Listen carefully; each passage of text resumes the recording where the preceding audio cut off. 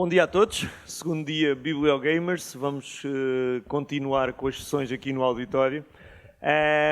Hoje de manhã vamos ter uma sessão para compreender um bocadinho o fenómeno do ZX Spectrum em Portugal nos anos 80. Portanto, tentar compreender que coisas mais particulares, mais diferenciadoras aconteceram neste país, relacionadas com o tema, naturalmente, que nos une e que nos traz cá do ZX Spectrum e focado nessas décadas de 80 e 90.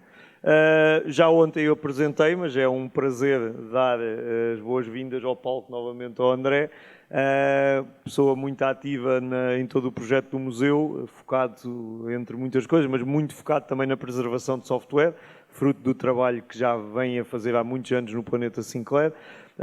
E, portanto, vamos em conjunto tentar falar destas coisas. Eu vou começar com uma parte mais focada no hardware e nas outras coisas que aconteceram. Depois o André irá continuar com a parte mais de software. Mas o objetivo é isto ser um diálogo. Portanto, é irmos basicamente puxando pela memória coletivamente e percebendo que coisas destas é que nos tocaram de alguma maneira. Esta é uma imagem de Lazarim, da Quinta dos Medronheiros, do eucaliptal da Quinta dos Medronheiros, que foi mandado abaixo para fazer a fábrica da Timex. Portanto, é inevitável, quando se fala de ZX Spectrum em Portugal, ou a partir de Portugal, que se fale naturalmente da Timex. Mas não é nosso objetivo nesta sessão estarmos aqui a falar da Timex. Vamos ter diversas sessões à tarde para isso e, portanto, aqui o objetivo é contextualizar que, sendo a Timex o nome mais visível ou aglutinador de quem nos colocou os computadores em casa, naturalmente há muitos outros.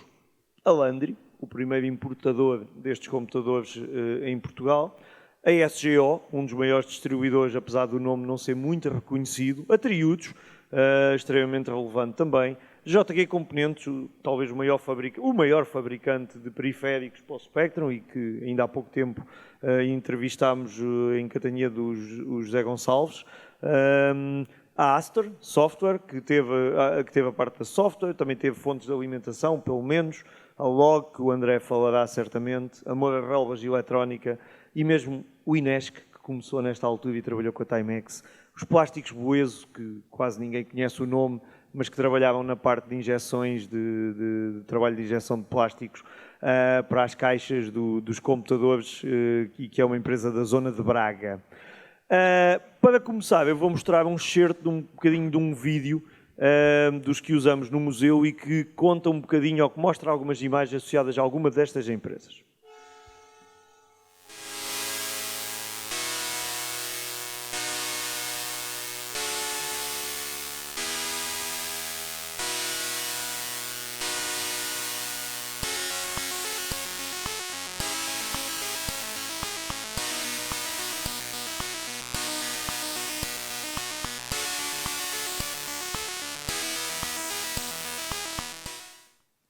Isto é um excerto muito pequenino, que destaca os nomes que eu fui dizendo antes e termina com uma imagem da SGO.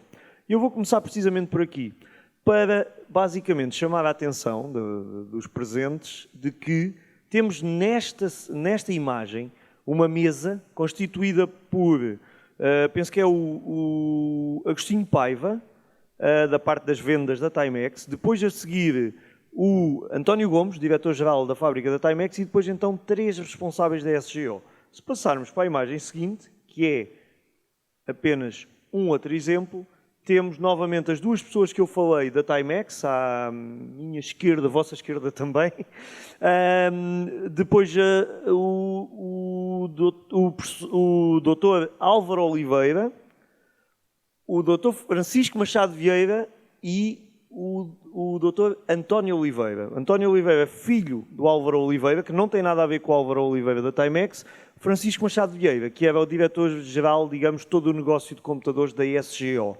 E eu estou a falar nisto porque os 2 da direita foram precisamente pessoas que ainda recentemente entrevistámos e que todos esses conteúdos, esta história, estão neste momento já preservados e podem ser consultados no YouTube do museu e tudo isso.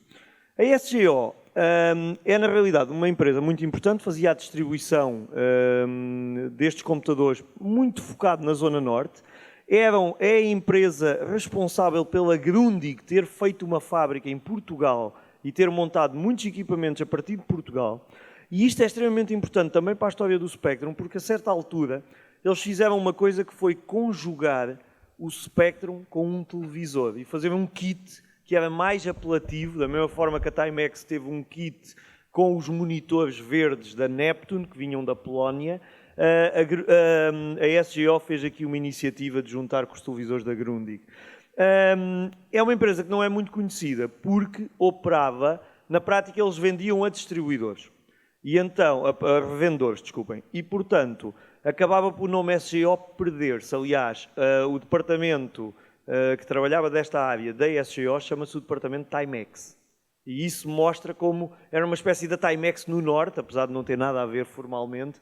Mas, portanto, temos imensas fotos preservadas de congressos onde a SGO esteve presente, como este aqui. E, na prática, temos também acesso a muitas pessoas da Timex relacionados com tudo isso. A SGO tem outra coisa muito especial para nós, que é, se isto funcionar, o da próxima foto. Que é isto. Nós não descansamos enquanto não arranjarmos uma carrinha destas e construirmos isto. Isto era a carrinha da SGO para fazer a parte de assistências. Precisamente, o departamento ali está Timex Sinclair, da SGO, que significa Santos Guimarães e Oliveira, SARL. E que era então a empresa do Porto que estávamos a falar. Eu sei que inicialmente esta carrinha acho que era da parte da Televés, porque eles foram responsáveis por trazer a Televés, também da parte das televisões, das antenas de televisão e tudo isso para Portugal. Eles foram também responsáveis por outra coisa, foram os distribuidores dos computadores Zenith, os computadores da parte empresarial, e se virem ali na parte traseira da carrinha aparece a referência precisamente à Zenith. Isto era um bocadinho da SGO. Claro que eu falei noutros nomes, falei na JG Componentes, como eu disse, o maior fabricante de periféricos. O que é que são estes periféricos? As coisas que nos permitiam ligar os joysticks, que nos permitiam ligar uma impressora, que nos permitiam fazer cópia de software, como o CópiaSoft, canetas óticas. Era o maior catálogo de periféricos, era precisamente da JG Componentes, que é do José Gonçalves, que também, felizmente, deu a cara novamente e contou-nos um bocadinho desta aventura. A Moura Relvas de Eletrónica é outra empresa que eu costumo destacar, porque do professor Joaquim Moura Relvas, uma pessoa que já faleceu, um professor da área de eletrónica digital, sistemas digitais, deu aulas em Coimbra e no Porto, e a certa altura começou a produzir joysticks e também periféricos para tudo isto. Uma operação muito mais caseira, que depois acabou por ser muito suportada pela sua esposa e pelo seu filho. O professor parece que tinha assim um feitizinho, um bocadinho de gênio, e portanto a certa altura enfadou-se com a iniciativa de andar a desenvolver aquelas coisas e portanto deixou-os com o menino nas mãos para continuar a desenvolver, mas eles levaram os produtos até ao mercado e portanto é uma empresa importante.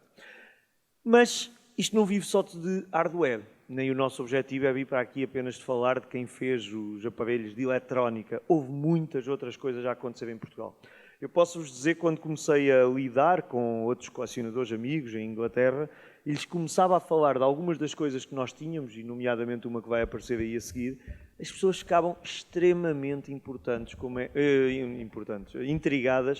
como é que num país relativamente pequeno, num país periférico, num país que não associam ao Spectrum, porque naturalmente o Spectrum é um computador inglês, como é que nós tivemos tanta coisa? E isso liga com uma coisa que eu disse aqui ontem, que é, apesar de não haver números oficiais de taxas de mercado de cada computador no nosso país, é a minha opinião, é a minha convicção pessoal, que pelo menos 90% dos computadores tinham de ser Spectrum. Quer dizer, ok, havia alguns Commodores, havia outros, claro que havia, não é isso? O MSX também, Videopacks, não estamos a querer menosprezar. A questão era um computador muito acessível, ainda mais acessível por ser montado a partir de Portugal, portanto, questões de importação e tudo isso eram suavizadas e, portanto, não havia, como havia em Inglaterra, a concorrência de computadores como o Dragon, o Oric, o BBC Micro e tantos, o Enterprise, tantos outros. Em Espanha dá-me a sensação que também foi muito parecido. O Spectrum foi gigante, precisamente porque a concorrência era muito mais pequena. A Amstrad foi muito forte lá, mas pronto, mas nas fases iniciais a Amstrad não era tão tão relevante, diria eu.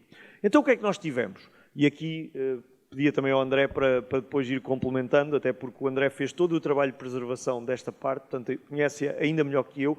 Mas, portanto, nós tivemos muitos suplementos de jornais e revistas, alguns, não vamos dizer muitos, não tivemos aquelas revistas tipo Micro Hobby, Crash e não sei o quê, mas tivemos algumas coisas nesta área. Micro 7 se calhar é aquela que mais destaca. Sim, em termos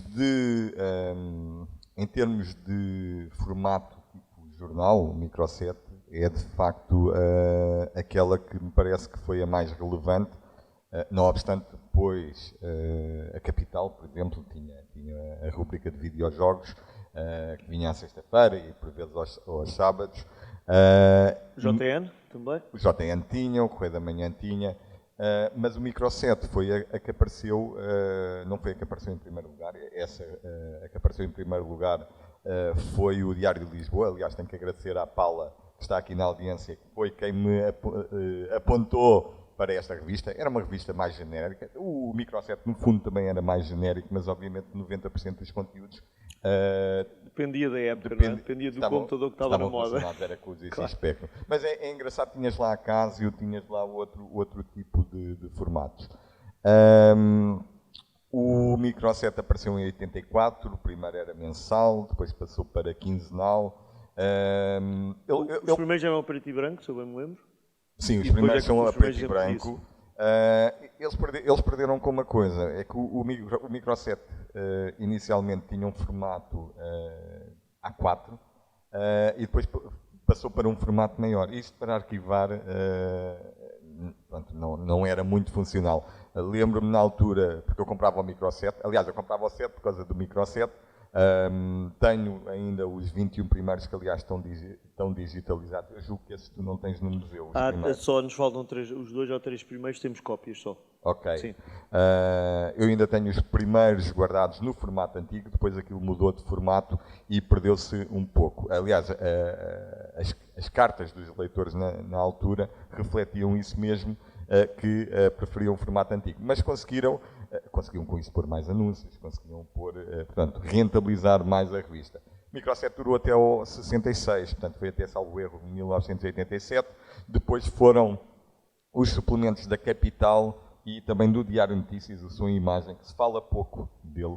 Aliás, não é fácil obter o Som e Imagem porque o Diário de Notícias está no Porto.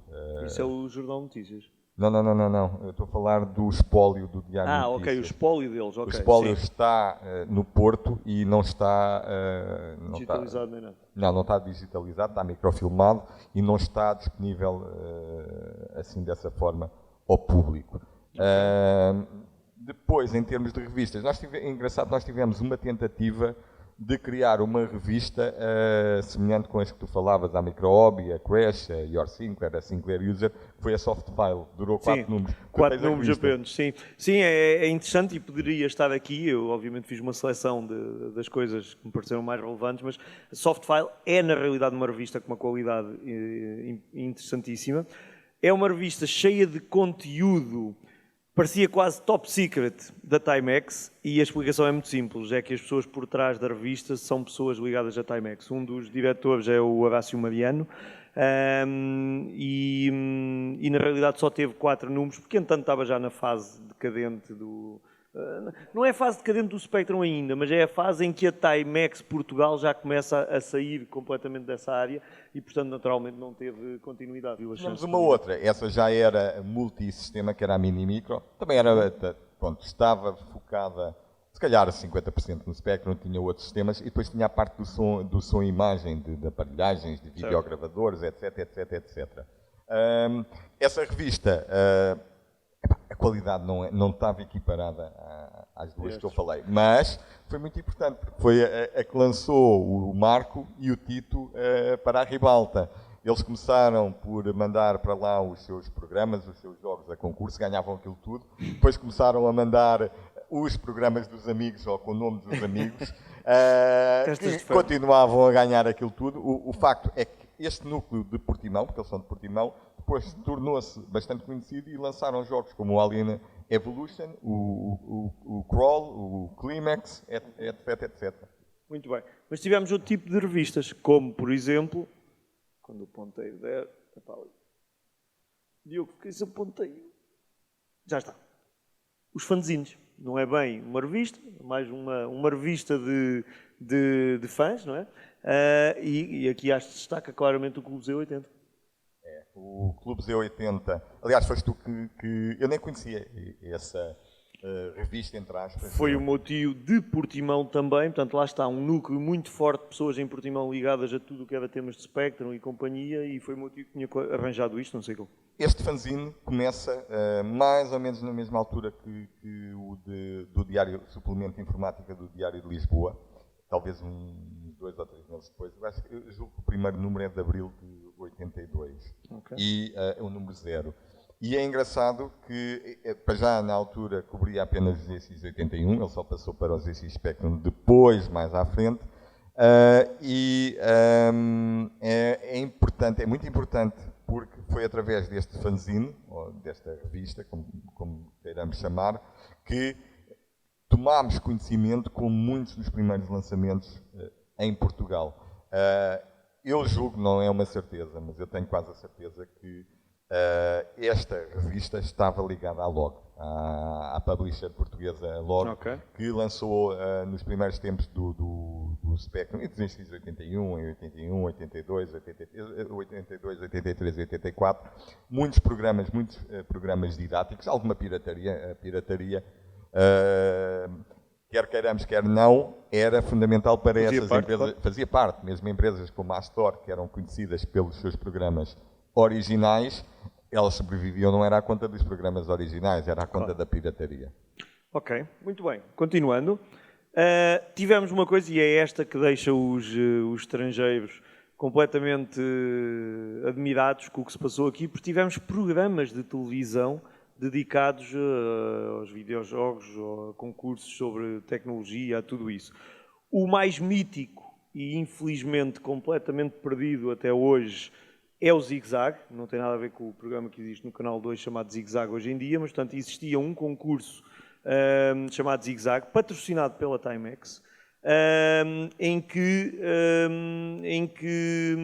apresentado por Luís Pereira de Sousa, e em que, portanto, havia as competições em que o famoso Barradas ganhava os torneios todos. Luís Barradas. Isso mesmo. Sim, eu ia só focar. Porque é que isto está perdido? Porque a própria RTP reutilizou as bobines para outras coisas ao longo dos anos e, portanto, não existe nenhum registro histórico, nenhuma gravação de um bocadinho de um programa destes. Portanto, apelamos aos nossos leitores e ouvintes, se tiverem convosco alguma cassete VHS, daquelas Beta, antigas... VHS, qualquer VHS, formato, desde que tenham qualquer gravado coisa partes disto. do programa que nos permitam preservar isso. Realmente não existe nada a não ser essas fotografias. E as memórias, eu lembro-me de ver isso. Posso dizer que ainda estes dias tivemos sucesso com uma aventura parecida com esta.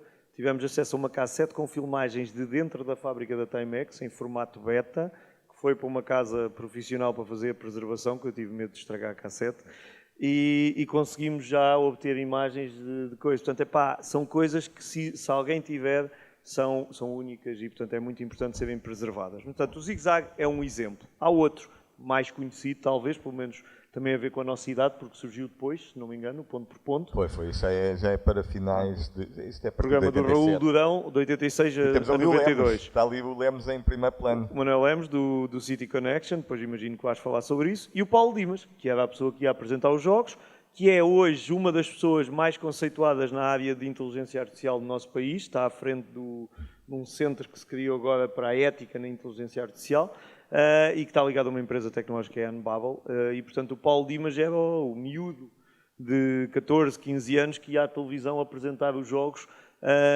e que é uma coisa surpreendente. Se calhar já estava aqui mais próximo dos 18. Talvez. Ele apareceu em Cantanhede no aniversário e ele já estaria nos 50. Sim, ele poucos, é talvez. Mais velho ele é mais velho que nós. Sim. Muito bem. Mas nós ainda conseguimos ser mais inovadores. Porque, principalmente na zona das grandes cidades, até transmissão de jogos piratas pelas rádios se faziam. Existe uma gravação que penso que foram vocês que preservaram. Nós temos isto são conteúdos, quando as pessoas vão ao museu conseguem ver algumas destas coisas que nós utilizámos para aqui. E, portanto, existe uma gravação em que se ouve o locutor de uma rádio pirata a dizer: vamos agora transmitir o jogo Moon Alert. E então, nos minutos seguintes, o que se ouve na emissão de rádio é os ruídos típicos de um jogo de Spectrum a gravar. Eu acredito muito pouco na fiabilidade de carregar um jogo assim, mas o que é certo é que a malta fazia. Dava. Não é? Aliás, eu saquei isso, este programa do YouTube. Acho que estava no foi YouTube, do YouTube, sim. acho que estava no YouTube. Eu nem sei como é que lidar com isso. Mas ouvi o programa, saquei o som e experimentei depois a carregar o som e carregava o Moon Alert. Ok, pronto. Consegui carregar o jogo e percebi o que é que lá estava. Eu não recordo se ele falou no Moon Alert. Eu acho que ele diz qualquer coisa. Diz o nome do jogo ao início, só que a gravação está muito má. Pois está. Mas sim, mas ainda há bocado estive a ouvi-la e pronto. E, portanto, isto traz-nos precisamente ao tema da pirataria, que, quer queiramos, quer não, é uma questão... Quer dizer, nós nem tínhamos noção. Muitas vezes estas cassetes diziam cassete computador ou instruções em português e que nos custavam 200 escudos, com capas a cores, quer dizer, isto parecia tudo original. Nós pagávamos, portanto, isto para nós era um jogo comprado, não era o jogo que a gente tinha copiado em casa na aparelhagem do amigo. E, portanto, isto era uma questão do contexto. Não houve legislação anti-pirataria para este tipo de... Só a partir de 90, 91 é que apareceu a legislação. Pronto, portanto, é uma coisa que ajudou a tornar o Spectrum um sucesso.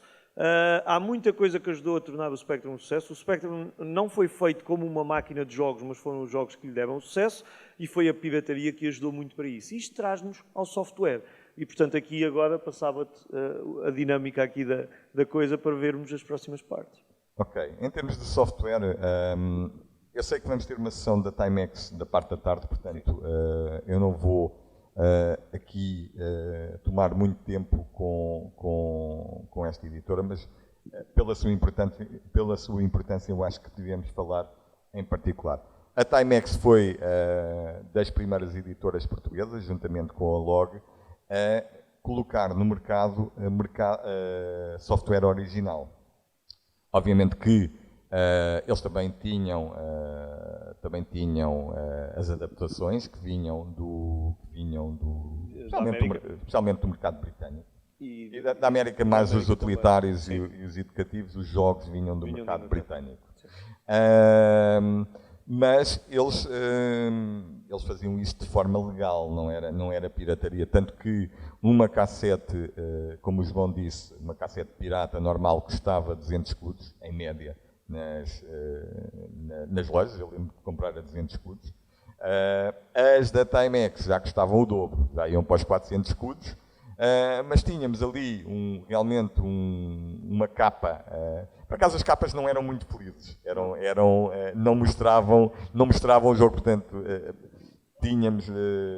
Aquelas da Sinclair seguem muito a linha das da Sinclair. Sim. As primeiras, aquelas vermelhas, por exemplo, são para os GX80 ou para os GX81. Essas seguem a linha muito Timex, que é muito mais fria, mais empresarial. Exatamente. Mas depois, quando passaram para a parte do 2068, porque eles têm muito para o 2068, atenção, os jogos eram adaptados para o 2068 e tinham uma série de diferenças, especialmente a nível da paleta de cores. Por exemplo, vemos o Mineiro Willy, eu julgo que eles chamam o Mineiro só, é o Mineiro 1 e o Mineiro 2, sim, que é o Manic Miner e o ZZ Willy. Olhamos para a versão da Timex e olhamos para a versão da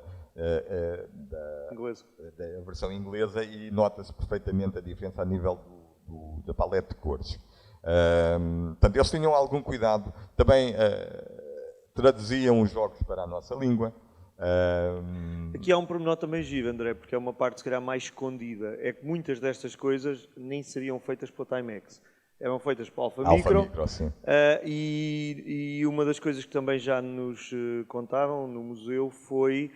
e eram gravadas fora de horas, se eu não me engano, na Sonovox, precisamente. Ou seja, eles usavam uma empresa da área da produção de cassetes de música, portanto, profissional, que os deixava ir lá, fora de horas, fazer a duplicação das cassetes. Mas isso era feito para a Alpha Micro, que era uma empresa de um dos, digamos, diretores ou das pessoas-chave da Timex Portugal do professor Álvaro Oliveira, concretamente. Eles tiveram sucesso, acima de tudo, foi com os educativos e com os utilitários, porque, Isso. vamos ver uma coisa, a nível de jogos para o ZX Spectrum seria mais barato comprar as cassetes pirata. As adaptações para o 2068 é diferente. Essa só a Timex as tinha. Agora, o sucesso, se calhar, era relativo. Também não havia assim tanto 2068 no mercado e, normalmente, quem comprava a Timex para jogos comprava a versão do 2048, não comprava o 2068. Isso era mais para o mercado, se calhar, empresarial. É engraçado, ali do lado esquerdo, temos o primeiro campeonato de jogos de computador. Portanto, aqueles jogos que estão ali eram os jogos que faziam parte daquele campeonato do Zig-Zag que o João falou. Apesar da própria Zig-Zag, tinha uma cassete específica para isso, mas a Timex também o fez. Essas cassetes todas tinham uma coisa engraçada, tinham um insert dentro com as instruções, que era algo que também as cassetes pirata normais não tinham. Em termos de cronologia, em 82 começaram a aparecer os primeiros programas, as primeiras cassetes da Timex, com aquela capa vermelha, como tu mostraste, ainda para o TS-1000. O TS-1000 era o equivalente ao ZX81 e basicamente eram utilitários ou pequenos educativos. Depois, 83 surge, houve poucos, mas foram criados alguns programas para o Timex 1500, mas começaram essencialmente a aparecer os programas para o ZX Spectrum 48. Portanto, aqui começaram a aparecer basicamente os jogos. 85 começa então, é uma nova fase, é a fase do Timex 2068 e começam a aparecer muitas cassetes com as adaptações dos jogos para este computador específico. Apareceram também algumas disquetes e cartridges, aliás, a própria cartridge o emulador fazia parte do Timex, mas apareceram 2 ou 3 com o Time Word e com um ou outro programa, não eram jogos. A nível de disquetes também... Jogos só tinhas os que vinham da América, os 11 jogos que existem em cartridge. E que também estavam adaptados para a versão americana. Sim, mas acho que funcionam aqui. O disquetes também era empresarial, as cassetes sim, aí tinham muitos jogos. Finalmente, em 86 há algumas adaptações, 2 ou 3 adaptações para o FDD. Não teve grande sucesso. Realmente o que teve muito sucesso foi a adaptação dos jogos famosos. Estávamos a falar do Manic Miner, temos aqui o Mineiro. Conseguem detectar a diferença, se alguém se lembra do ecrã inicial a Paula lembra-se, está ali a assinalar, se alguém se... Paula? Não sei se é a Paula, eu com as luzes não estou a conseguir ver. É a Paula, sim. Ok. Consegue-se ver, quem se lembra do ecrã... É mais vermelho, aqui é um bordeaux, nota-se nas cores, sim. E mesmo depois, durante o jogo no minigame, a vertente gráfica também é ligeiramente diferente.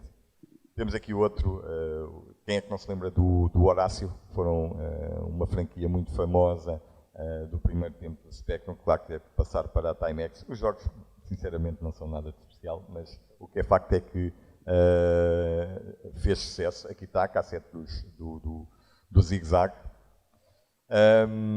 Esses eram aqueles feitos pela Alpha Micro, programas educativos que a Timex depois... Eles tinham vários jovens programadores, muitos ainda a estudarem no técnico e companhia, que trabalhavam em part-time e faziam muitas destas coisas. Aqui sim, estamos a falar de programas originais, que não existia no mercado inglês ou americano.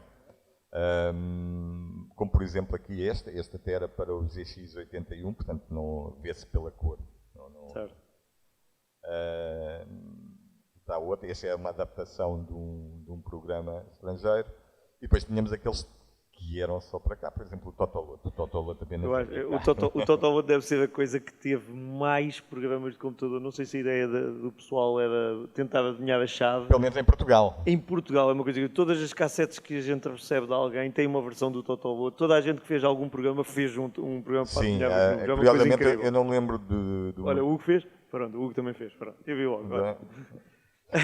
Eu tenho a impressão que também fiz um em básico para me tirar a chave. Agora, o que é facto é que eu tenho, nas cassetes que me têm chegado, eu vou preservando dezenas, não estou a exagerar, dezenas de programas de Totoloto. A maior parte, bastante arcaicos ou amadores, mas houve alguns que tiveram lançamento, quer pela Timex, quer através do mercado normal de lojas. Esta é uma folha de cálculo, é uma adaptação. Pronto, isto encerra aqui o capítulo da Timex. Eu queria particularizar um pouco, não obstante tu ires falar depois mais sobre o hardware, outras coisas, mais a parte do hardware. Sim. Agora, em que medida é que nós tivemos alguma força no mercado dos videojogos para os ZX Spectrum? Em 2012 ou 2013, quando saiu o livro do Zagalo, do Ivan Barroso, estavam documentados 29 programas e nem todos eram jogos. Eu lembro que estava lá o Omnicopy 2, que é um utilitário.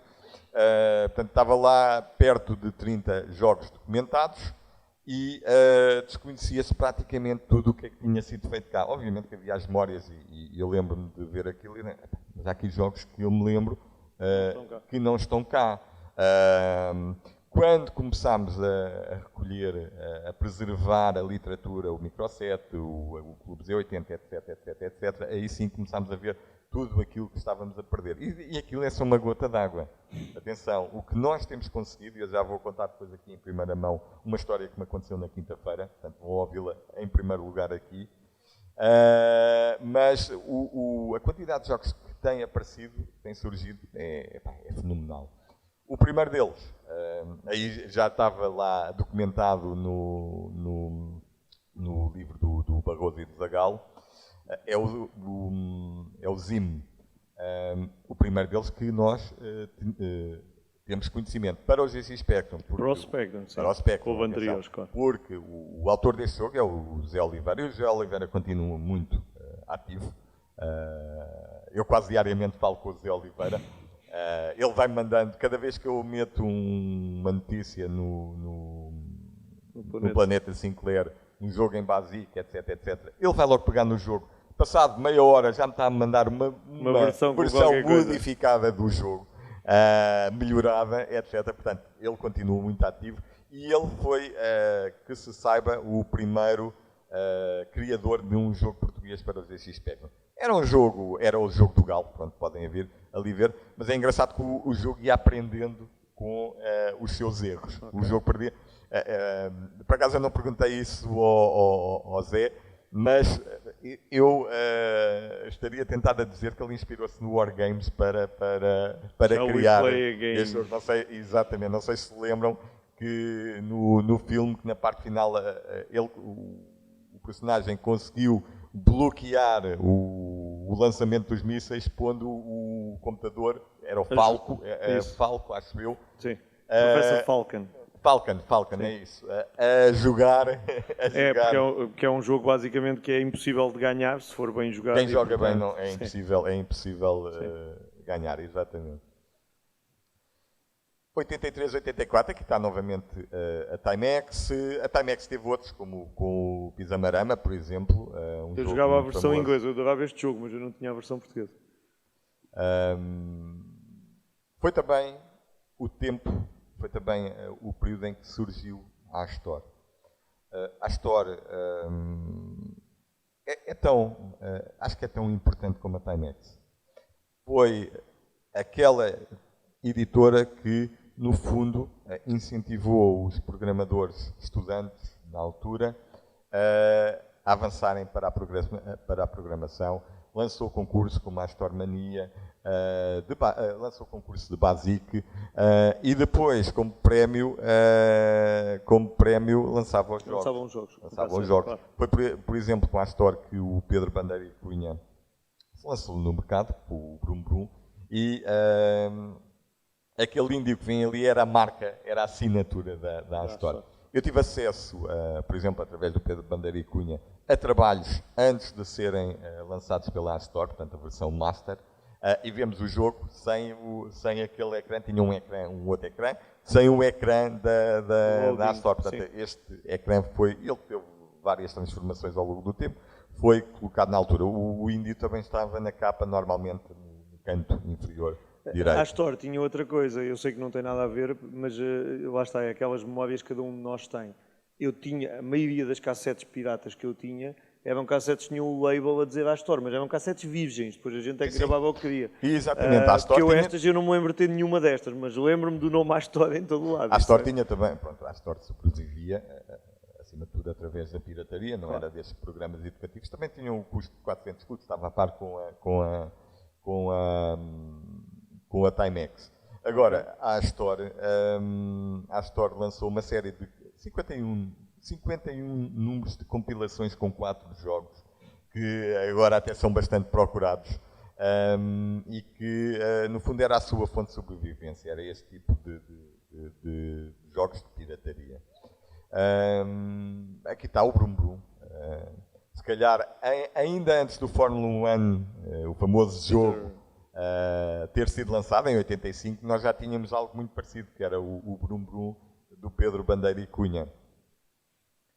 Quando havia Fórmula 1 em Portugal. Quando havia Fórmula 1 em Portugal, exatamente. Havia a febre de vir aqui ao Estoril. Eu lembro-me de pegar em caricas e pôr o nome dos corredores. E jogar, a ver quem é. E havia um jogo de tabuleiro, do Grand Prix. Eu tenho o jogo, eu consegui comprá-lo novamente. Esse jogo era espetacular. A Astor também foi pioneira no lançamento das aventuras de texto. Temos aqui uma, infelizmente não temos aquilo que parece ser a primeira aventura que eles lançaram, chama-se Jogo de Aventura. Temos a segunda, que foi o Globo da Luz do João Fragoso. Infelizmente falta a primeira, pode ser que algum dia consigamos chegar até ela. Okay. Mas neste período surgiu também com muita abundância, programas educativos. Por exemplo, estes consegui do outro dia arranjar quase por acaso, vi-os à venda no OLX, no meio de um lote enorme com computadores e isso. Perguntei ao vendedor se me vendia só essas 2 cassetes em particular, são cassetes da Texto Editora com programas educativos. E ele disse que não me vendia, disse que ia me enviar, disse que me ia oferecer os jogos. Obviamente que eu expliquei porque é que eu estava a fazer, queria preservar os jogos e ele enviou-me os jogos gratuitamente. Obviamente que eu estava preparado para dar não é o que fosse preciso, mas estava preparado para os comprar. Mas realmente há pessoas que quando sabem que isto é para fazer a sua preservação... Nós temos outro exemplo desses, e até, sem te querer estragar nenhuma parte suja aí à frente, Dá-te qual é que vais falar. Mas sem entrar em detalhe qual é o jogo, mas nós temos uma história de um lote que estava à venda no OLX, no meio de um computador e uma carrada de cassetes. Um teclado de Keytronics, não era? Sim, e estava uma fonte de alimentação da Astor. Eu queria a fonte de alimentação e contactei o vendedor, expliquei o que é que estávamos a fazer e ele estava a pedir até ainda um dinheiro considerável. €250, sim. se não me lembro. E eu disse, eu compro, eu quero comprar aquela fonte, não sei o quê, não sei o quê. Ele, então espera lá, o museu, pronto, explicámos a história. Ele acabou por oferecer aquilo tudo e no meio disso tudo, depois deu-te material para trabalhar, eu não vou dizer o quê, depois tu contas quando quiseres. Sim, eu já vou contar essa história, a história é engraçada.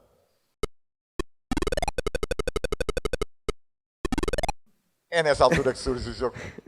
Pronto, não está cá o João Mateus, portanto não há o jogo mais famoso português, em termos de qualidade. Não é o mais importante, atenção, mas famoso...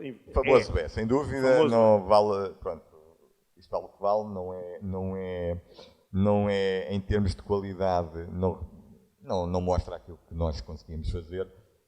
Agora, o que é facto é que este jogo passou por todas as casas, passou pela minha casa na altura, e os estrangeiros, eu assisto a muitos podcasts e diretos, especialmente de Espanha, e muitas vezes eles falam no Paradise Café, quando querem mostrar algo mais naughty, como eles dizem, ou algo mais fora da caixa, eles falam no Paradise Café. Portanto, claro. O jogo até passou fronteiras.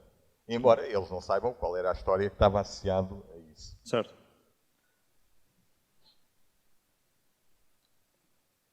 Made in Cascais. Esse tem uma história curiosa. Primeiro temos ali, do lado esquerdo, logo a figura do Sir Clive Sinclair, que, sendo miúpe, essa parte já é ficção. Eu duvido muito que ele aprovasse a pirataria, muito menos a pirataria de jogos. Não estou a vê-lo nisso. Também não estou a vê-lo querer jogar o Elite. A ideia é o Sir Clive Sinclair, com o seu problema de visão, queria jogar o Elite. O Elite, a cópia original, a primeira versão que apareceu do jogo, tinha o lens lock, era um sistema antipirataria extremamente chato, porque tínhamos de estar ali a colocar as lentes ali numa certa posição junto ao ecrã para ver quando é que aquilo ficava no ponto exato, carregarmos uma tecla para conseguirmos aceder ao jogo. O Sir Clive Sinclair, com esse problema de visão, simplesmente não conseguia isso, e ele fazia questão de jogar o Elite. Estou mesmo a ver isso. Aliás, ele acho que nem o Spectrum usava. Portanto... Não. Uma empresa de Cascais teve a brilhante ideia de patrocinar um jogo baseado nessa história surreal, em que depois até mete touros pelo meio. Isto é os gatos de Flavento da época. A história é surreal. Agora, o jogo até é bastante engraçado e está bem feito. E durante muito tempo pensou-se que era a primeira aventura de texto feita em Portugal, não é? A Astor já tinha lançado algumas, como o Globo da Luz, o Jogo da Aventura, o Segredo dos Templários, etc. O jogo tinha outra particularidade. Quem o conseguisse terminar, e vinha lá uma mensagem a dizer que tinha direito a um prémio. Porque aquilo dava a localização depois da loja em Cascais e tínhamos direito a um prémio. Possivelmente seria alguma cassete ou alguma coisa. Cassete pirata, naturalmente. Como eu não tive o jogo na altura, não acabei, não sei o que era o prémio. Conhecem-se as pessoas por detrás disto? Conhece. Por acaso nunca os tentei contactar esse. Como o jogo está, eventualmente... É bem engraçado só perceber como é que se lembravam desta ideia mirabolante. Sim, pode ser uma história interessante. Estou-me a lembrar de outra coisa. Eles poderão ter feito outros jogos. Pois. Porque a qualidade, embora aquele salvo erro deve ter sido feito no Quill, utiliza um motor, um parceiro para criar o jogo. E não é assim tão difícil de fazer. Mas aquilo está com uma boa qualidade. Portanto, eu não me admirava nada que eles tivessem planeado outros trabalhos antes ou algo do género. É uma questão a pôr-nos na nossa agenda. Se for malta de Cascais, eu arranjo maneira de chegar lá facilmente. Poderão não ser de Cascais. A empresa era de Cascais, mas os nomes deles estão bem identificados, não vai ser difícil dar com eles. Este aqui foi um jogo que teve perdido. Este é ao antes e o depois, não é? A nível da preservação. Eu fazia questão de conseguir chegar a este jogo. Porquê? É um jogo que em 86, 87 me trazia muitas memórias de jogar em família com ele. Não é só tu, porque... Eu lembro, a Ana Galvão. Não, Ana Markel, a irmã do Nuno Markel. Eu estava a pensar Ana Markel, não foi a esposa, não. A Ana Markel, quando numa altura nos entrevistavam em coisas do museu, ela lembrava-se genuinamente de jogar este jogo e fala disso algumas vezes. Corrida de Caracóis tem outra particularidade. Foi feito por uma pessoa muito famosa na altura, que era o Pedro Osório, compositor, músico, etc. E este jogo vinha, está aqui a capa da cassete, mas o jogo vinha acompanhado de um 7 polegadas, um disco, um single, com 2 faixas. Ora, nós ainda não tínhamos... A marcha do Caracol é uma delas. Nós temos o disco a tocar no museu. Este jogo teve perdido muito tempo. Eu tentava contactar as pessoas, ninguém se lembrava do jogo, o que eu achava estranho. Mas espera lá. Até que a certa altura o jogo aparece no jogo não. Nós conseguimos preservar um microset com o Pedro Osório na capa a falar do jogo. Onde ele refere que o jogo foi feito para o filho. E eu lembro-me, espera lá. Deixa-me lá contactar o filho, andei à pesquisa na net e encontrei o nome do filho. Ele tinha uma empresa de arquitetura. Foi fácil de encontrar o e-mail dele. Mandei-lhe um e-mail a explicar a situação e a saber se ele tinha o jogo. Ele respondeu-me logo, completamente surpreendido com o contacto, a dizer que não tinha o jogo, mas tinha o disco. Portanto, uma primeira fase, eu fui ter com ele, trouxe o disco, preservei as duas faixas do disco e pronto. Mas faltava a parte principal, que era preservar o jogo, até que um rapaz do Algarve, que apareceu, que tinha aparecido há pouco tempo no fórum GX Spectrum direto à arrecadação, disse que tinha a cassete com o jogo.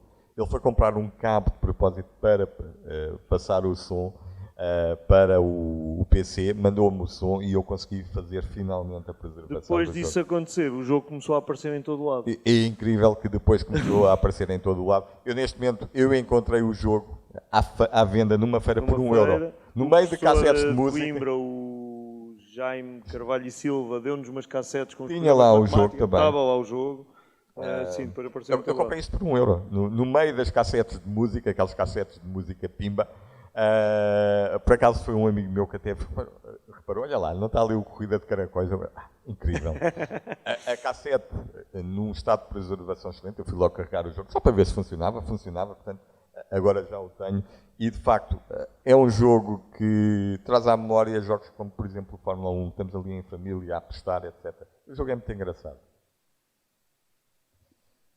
Outro caso que tem a ver com o microset. Quando o João passa aquela coleção toda de microsets, depois do número 21 que eu não os tinha, há num deles que eu encontro uma entrevista a uma pessoa chamada Libânio Guerreiro, que tinha feito 2 jogos, já tinha um terminado e o outro ou estava terminado ou estava muito próximo disso. Os jogos eram o SOS Naufrágio e o Hero. O primeiro é uma aventura de texto pura e dura, sem imagem. O segundo é um jogo equiparado ao Lords of Midnight, portanto, do universo do Tolkien, vai buscar aquelas aventuras fantásticas. E é de uma qualidade. Quando eu contactei o Libânio Guerreiro, ele, passado uns meses, encontra as cassetes, diz-me que tem as cassetes, manda-me por correio e eu consegui, mandou-me essas 3 cassetes, ele até tinha 2 versões do Hero, estão no museu, versões diferentes. Entretanto, sim, o Libânio ofereceu as cassetes ao museu, elas estão lá. Eu lembro-me, comecei por fazer a preservação do SOS Naufrágio, peguei no jogo, porque tem uma qualidade para uma aventura de texto e está muito acima daquilo que costumamos fazer, está ao nível daquilo que é feito lá fora. Quando eu pego no Hero, começo a ver aquelas imagens, começo a ver aquilo tudo, eu fiquei de boca aberta. E ainda não era tudo. E não era tudo. Eu coloco, coloco a notícia no Planeta Sinclair e, a certa altura, uma pessoa, que não me recordo se identificou ou não, disse que se lembra de... eu não me recordo bem da história, mas o Libânio Guerreiro falou-me de um outro jogo. O Libânio é que te falou no outro jogo. Falou-me de um outro jogo que era o Vasta Gama, que ele tinha feito mais tarde e estava perdido. E eu, no post no Planeta Sinclair, refiro isso. E aparece lá um leitor a dizer que se lembra bem do jogo, que apareceu nas escolas, etc. Eu confirmo a história com o Libânio e ele diz sim, é mas verdade. que era um jogo para a FDD e que foi feito no âmbito do Projeto Minerva. No Projeto Minerva, na Faculdade da Costa da Caparica. Okay. A Faculdade de Ciência e Tecnologia, acho que é isso, sim, o nome. Mas ele não tinha a disquete, mas ele, passado aí uns meses, encontra a disquete. Portanto, eu meti-lhe ali o bichinho e ele deve ter andado a vasculhar o sótão todo à procura, encontrou a disquete. As disquetes estavam... foi só uma? Sim, foi só uma. Ele mandou uma disquete. Ele mandou-me 2 disquetes. Numa disquete tinha as versões PFDD do SOS Naufrágio e do Hero. Também já as temos preservado. Aliás, já partilhámos isso. E na outra estava o Vasta Gama, que já vamos falar à frente. Infelizmente, aquela versão que tem o Vasta Gama não é final. Não é que tem o selo, a assinatura do Projeto Minerva. Tanto que há lá ainda uns problemazinhos com o mapa que o Miguel Guerreiro, uma figura bem conhecida da comunidade, está a tentar resolver. Miguel, se me estiveres a ouvir, quero... é preciso acabar isso. É preciso acabar isso. A gente vai falar com ele na próxima semana, pronto. O Miguel é uma pessoa muito ocupada. Ele já avançou bastante, mas ainda não temos o jogo em formato editável. Está aqui o SOS Naufrágio. E agora, se isto funcionar, temos aqui o Hero. Portanto, podem ver a qualidade das imagens. Atenção, este motor que ele utiliza no SOS Naufrágio é o motor que ele utiliza no Hero e depois mais tarde no Vasta Gama. É um motor criado por ele. Ele não utiliza aqui o GAC, não utiliza o Quill, não utiliza o pó, nada disso. Ele criou este motor para fazer as suas aventuras. Daí essa flexibilidade dele ter uma aventura de texto pura e dura e depois um jogo muito mais interativo como é o Hero. E a novidade é que ele está a fazer uma versão moderna do Hero agora para as novas plataformas. Sim, ele claramente voltou a isto depois do trabalho de andares a preservar este tipo de coisas. Nós temos o testemunho também do Ibânio, ele foi entrevistado pelo menos 2 vezes, uma na Lisboa Games Week no ano passado e outra no museu, no aniversário do museu até. Portanto, é tudo coisas fáceis das pessoas consultarem se tiverem interesse em saber mais. Chegamos à fase em que nos internacionalizamos.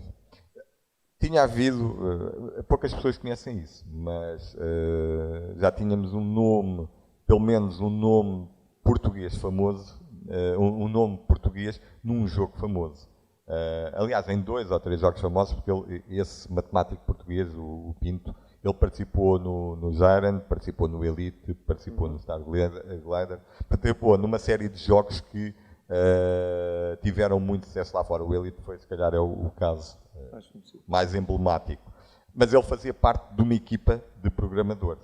Portanto, o Zyrant, salvo eu, foi o primeiro deles. Eles demoraram 2 anos a fazer este jogo, porque ele tem cálculos matemáticos muito complexos. Em termos de equipa só, totalmente portuguesa. Temos o Marco e Tito. Portanto, eles começaram a lançar os seus jogos na Mini Micro, como falei há bocadinho, e depois, a certa altura, tiveram uma primeira tentativa frustrada de internacionalização. Eles mandaram 3 jogos para a Escócia, para a Wizard Software, o Mr. Gulp, o Moon Defenders e o Megatron. São 3 jogos que ainda hoje estão perdidos, ainda não foram recuperados, e que mandaram para essa editora escocesa, que nunca lhes pagou royalties. Possivelmente teve uma edição limitadíssima. Nós já encontramos alguns jogos da Wizard Software, infelizmente não foram esses 3. Há um ou outro programa dessa editora à venda por valores de 300 e 400 euros no eBay. Portanto, por aí conseguimos ver que isso foram lançamentos muito limitados. Eu tentei contactar, por acaso, a Wizard. Não a Wizard, porque já não existe, obviamente, mas andei, a sede era em Dummerfield, na Escócia. Eu andei a contactar todas as empresas de informática de Dummerfield, a saber se alguém tinha contacto com as antigas pessoas da Wizard. E ninguém tinha? Não tinham nem conheciam. Ok. Portanto, aquilo teve uma expressão muito pequena mesmo. Nós temos uma pessoa amiga que segue as coisas do museu na Escócia, o Peter. Portanto, facilmente Peter Smith, podemos facilmente... Acho que pode ser uma boa hipótese, embora eu tenho aqui pessoas como o Luís Rato, por exemplo, ou o Stephen Brown, que são os maiores colecionadores a nível de software pós-Spectrum. O Stephen Brown está em Inglaterra e ele está à procura disto para mim. Aliás, eu tenho 2 ou 3 cassetes que ele quer muito, minhas, ainda são minhas porque eu ainda não os partilhei propositadamente, para fazer valer mais a minha cassete. Não é que eu a vá vender, eu não vou vender aquilo e mais tarde ou mais cedo eu vou partilhar. Aliás, uma delas vai ser partilhada ainda antes do final do ano, com jogos que ele quer muito, e é um chamariz para o incentivar a procurar, para ver se ele arranja esse. Embora eu suspeito que se ele arranjar esse, ele vai ficar com eles, mas ele é uma pessoa que depois os preserva. O Alien Evolution foi o primeiro jogo bem sucedido vendido lá fora, foi vendido pela bem conhecida Gremlin. A história ela já está documentada, nós já falámos com o Marco e Tito, onde ele, especialmente o Rui Tito, fala sobre todo o processo de venda do jogo. É uma história engraçada. É uma história muito engraçada e que, se em princípio as coisas correm como estamos à espera, na Lisboa Games Week eles vão estar novamente connosco, desta vez a equipa já mais completa, em vez de ser individualmente a cada um deles. Portanto, vamos ver se temos essa oportunidade também, em princípio sim. Foi também a primeira vez que aparecemos nas revistas britânicas. Algumas diziam que era espanhol e tal, mas a gente também já sabia que confundiam Portugal normal com Espanha. Era o normal. Eles depois fizeram o Tito, especialmente participou em mais 2 jogos, no Climax e no Crawl. Esses já não tiveram tanto sucesso, eles apareceram depois numa compilação da Hudson, na Fourth Dimension. O jogo da direita é impressionante a nível de cores. Para Spectrum. O trabalho, por acaso eu gosto mais da esquerda. Sim, mas a nível de cores chamou-me a atenção. Sim, o Crawl. Ele fazia lembrar os jogos como o Shadow Skimmer e outros que apareceram na altura. Os jogos estão bem feitos, portanto, estão muito acima daquilo que era feito normalmente cá em jogos de arcada. Eu acho que o nosso forte na altura eram as aventuras de texto. Eram aquelas que realmente tinham mais qualidade, porque eram aquelas que mais facilmente nós conseguíamos ter ferramentas para trabalhar. Não nos podemos esquecer que era fácil comprar uma ferramenta como o GAC, por exemplo, por 200 escudos comprava. Obviamente depois não tínhamos o manual, mas o manual... Isso fotocopiava-se. Não, e o próprio Capital, o próprio Microsoft depois tinham tutoriais para se trabalhar com o programa. Portanto, isso também ajudou a desenvolver esse tipo de aventura. Temos aqui, se calhar, um dos mais famosos, City Connection. Este jogo nunca chegou a ser lançado oficialmente, nem podia, porque tinha direitos de autor associados. A Jalec possivelmente não iria permitir que o jogo fosse lançado. Tem outra história engraçada, que também está documentada nos vídeos do museu. Não vamos agora entrar em pormenores, senão não sei. Sim, mas basicamente foi preservada recentemente e é um jogo com uma qualidade estrondosa. Fabulosa. Basta dizer que eu fiz a review no Planeta Singular e dei-lhe um 10. O que temos aqui ainda é a versão 48K e basicamente o que aconteceu é a versão 48K estava preservada, não totalmente, estava preservada a um Z80, porque não temos ainda a versão completa, screen, não temos o loading screen, ou tínhamos o loading screen, mas não tínhamos com o jogo a carregar tal como deveria, como era na realidade. Mas sabíamos que havia uma versão para 128K com muitos extras. Com música, com tudo. Música, efeitos, uma intro, 4 níveis extra. Aliás, já fizemos um torneio de City Connection no museu. Foi o primeiro que fizemos, precisamente. Quem ganhou? Foste tu? Já não me lembro. Depois demos o prémio ao rapaz do Porto. Sim. Foste tu. Apesar, não sei se mas eu disse que tu não podias participar. Eu acho que o Francisco Cruz não estava lá, porque senão o Francisco Cruz ganhava aquilo. Sim. Não estava. Mas o City Connection tornou-se conhecido por causa do programa do Ponto por Ponto. Há bocadinho o João mostrou uma imagem do Paulo Dimas, do Raul Durão, e estava lá o Manuel Lemos, que é era o programador do jogo. A equipa tinha 3 pessoas. Aliás, era para estar cá este fim de semana, só que nós não estávamos no museu e por isso foi pena, não podíamos ter apanhado o Manuel Lemos, a equipa toda no museu. Já tivemos 2, aliás, o processo de recuperação deste jogo também foi mais uma odisseia. O Manuel Lemos já não tinha o jogo, as disquetes tinham sido apreendidas em tempos. Tivemos a correr imensas disquetes para ver se conseguíamos o jogo. Nada. Pensava já estar perdido para sempre, até que o Felipe me envia o contacto do João Paulo? Não, ele envia-me o JN, as revistas. Eu começo a ler as revistas e a certa altura vejo uma review à versão 128K. Então ela existia e eu sabia, porque a gente viu imagens no ponto por ponto, a filmagem. Mas eu vejo, espera lá que mais alguém teve acesso ao jogo. E quem era a pessoa? Era o João Cruz, que era o jornalista responsável pela rúbrica no JN. Eu contactei-o e não é que ele me diz que ainda tem lá o jogo. Ele tinha a cassete com o jogo. Não foi preciso ele mandar-me, ele próprio depois. Aliás, nós fizemos a recuperação ao vivo no museu. Sim. Com o João Cruz, com o seu irmão, com o Francisco Cruz, com o Paulo Gordinho, com o Ricardo Pinho, que eram 2 dos elementos. E com o Manuel Lemos ao telefone. E com o Manuel Lemos ao telefone, em videochamada, porque ele vive no Brasil, em São Paulo. Sim. E conseguimos fazer a recuperação, não só do City Connection, da versão 128K, fizemos mais 4 jogos. Fizemos do SOS no Paraíso, que era uma aventura de texto, e 2 jogos criados pelo João e pelo Francisco Cruz. Portanto, quem não conhece este vídeo, acho que vale a pena ir ao canal do museu ver.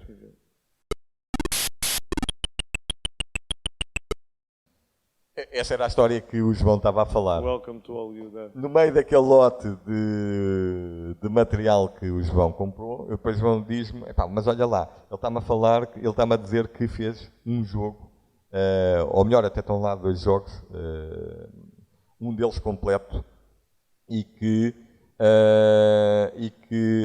não está preservado, que foi o Welcome to Hollywood. Eu começo a ver as cassetes todas, que ele tinha umas 300 cassetes lá pelo meio.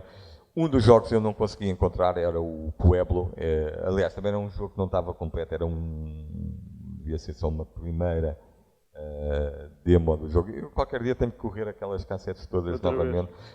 Isto porque uma história que eu já vou contar à frente e que me apercebi que eu posso ter-me enganado ali numa coisa. Ok. Conseguimos recuperar o Welcome to Hollywood e conseguimos recuperar o Keops. Não a versão final do jogo, uma versão pirateada onde alteraram o loading screen, puseram o nome não do Alexandre Rodrigues, mas de uma outra pessoa. O que é facto é que temos o jogo Keops. Vamos tentar transformar este jogo Keops na versão que teria sido nos anos 80. Do lado direito temos o Talismã. O Talismã foi mais um jogo que apareceu no Microset, foi dado grande destaque. Teve uma primeira... o jogo é composto por 4 partes. A parte 1 e parte 2 estão recuperadas. Saíram para o mercado. Conseguimos recuperar o jogo.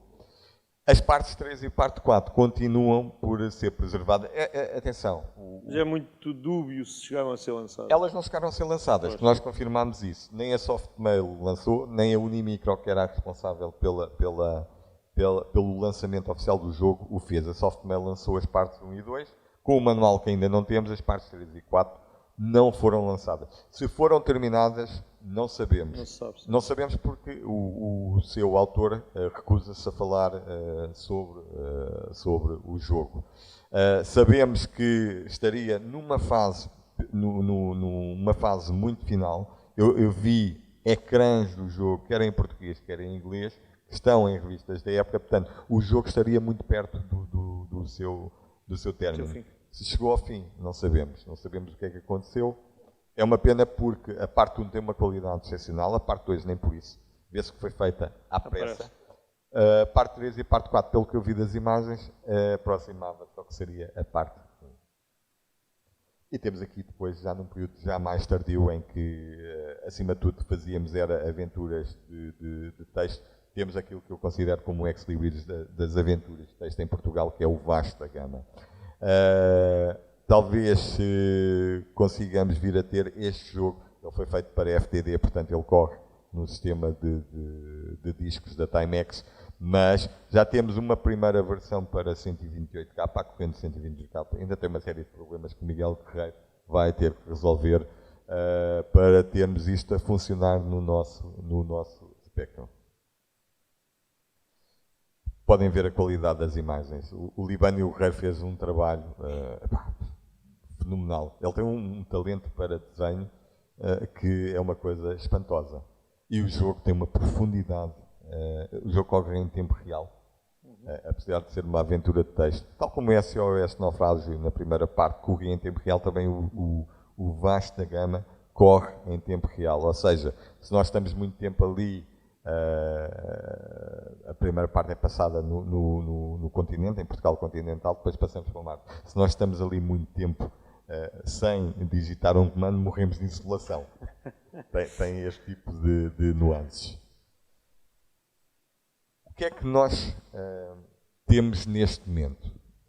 Este número já sofreu uma pequena atualização. Eu lembro quando lancei o livro, tínhamos à volta de 650 a 700 programas. Eu lembro depois, falámos em pequenas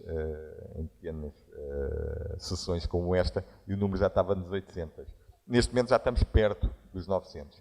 Programas conhecidos, não é só jogos, são programas educativos, utilitários, programas com alguma relevância. Não estou a falar daqueles dezenas ou centenas de type-ins que apareceram, porque senão nunca mais saímos daqui.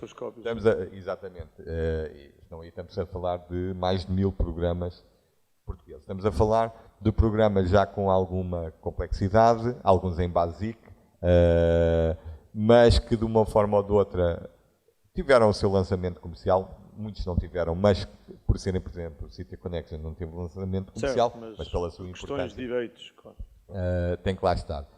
E o que é que nós temos? Nós, neste momento, temos 874 programas conhecidos.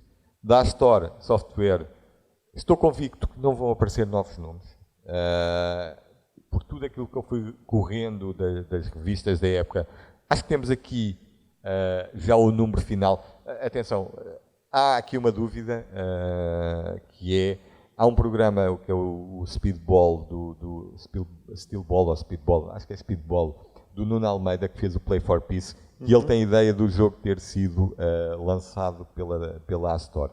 Eu não tenho nenhuma evidência disso, a não ser a palavra do Nuno. Não sei se o Nuno amanhã cá estará. O irmão dele amanhã vai cá estar. Para quem não sabe, o Nuno e o seu irmão Pedro eram os responsáveis pela rúbrica de videojogos a partir de certa altura da Capital. Eles depois participaram noutras revistas, etc. E ele disse que talvez o jogo tenha sido lançado pela Astor. Nós não temos ainda o jogo, ele ainda anda à procura das cassetes, portanto não o temos, não sei.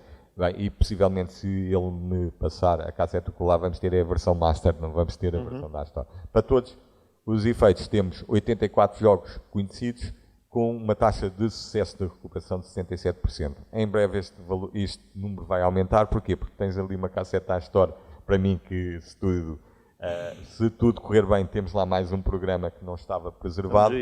E o Luís Rato vai em breve ter uma outra cassete, que é o Astor Música, que apareceu há pouco tempo no OLX, eu não o consegui comprar. Pediam uma exorbitância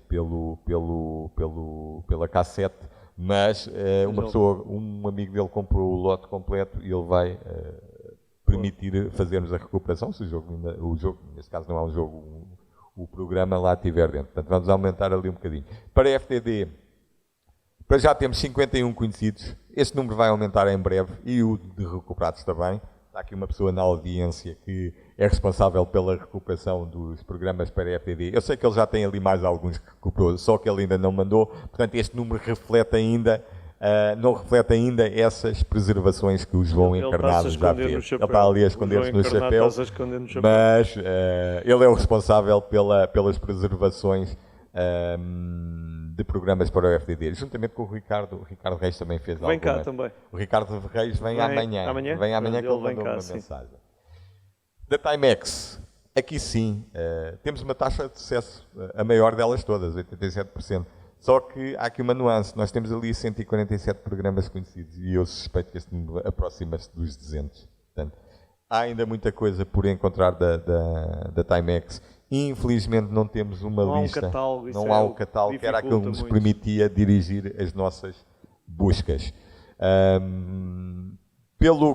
Agora eles já não têm encontrado muita coisa nova, mas pelos números de série que lá aparecem, as compilações que eu vejo, às vezes temos o número 3, não há a 1 e a 2, mas seguramente elas saíram, eu diria que o número vai se aproximar dos 200. Outros é tudo o que não faz aqui parte, como por exemplo a Log. A Log temos uma taxa de recuperação já bastante grande, tudo por causa do Clube Z80, que me permitiu ver os nomes dos programas, e também por um golpe de sorte, e graças aqui à Paula, nós encontramos uma pessoa, eu não vou aqui dizer o nome obviamente, mas que nos permitiu ter acesso ao seu armazém, onde estava praticamente tudo aquilo que se fez nos primeiros tempos do ZX Spectrum, e que nos permitiu depois recuperar esses programas. Eu quero contar aqui uma história só para vocês terem a noção da dificuldade que é, às vezes, fazer a preservação destes programas, e que vai voltar depois ali ao Welcome to Hollywood. Ao Welcome to Hollywood não, ao Luís Rolo, e há a possibilidade de voltarmos do outro jogo que não encontramos. O Luís Pérez, isto passou-se há algum tempo. O Luís Pérez É uma pessoa conhecida na comunidade, ele participa, é um ilustrador famoso, ele participa no Gambis, por exemplo, não é para o Spectrum, mas que é um jogo português. Feito pelo Tito. Feito pelo Tito, muito conhecido. E o Luís Pérez fez uma série de aventuras de texto gráficas para o Spectrum. Todas, eu por acaso não lhe perguntei se ele passou a amigos, mas ele tinha as cassetes, deitou praticamente tudo fora. Ele fez 10 a 12 aventuras de texto, ele já nem se lembra quantas. E ele lembra-se de uma que era o Espaço 1999, que ele dizia que encontrou lá a cassete, a dizer Espaço 1999, e que se calhar no lado B até tinha uma das outras aventuras que ele fez. Ele mandou-me a cassete, eu recebia na quinta-feira, finalmente. A cassete, a certa altura, eu começo a ler aquilo e faltavam 2 ou 3 segundos de som. Eu vou ver a cassete. A cassete toda macerada, aquilo prendeu em algum gravador e a cassete esticou, a fita esticou. Ficou tipo uma coisinha muito fininha. Eu olhei para aquilo, bem, vamos lá ver o que é que eu consigo fazer com isso, mas disse logo, Luís, não devo conseguir fazer nada disso.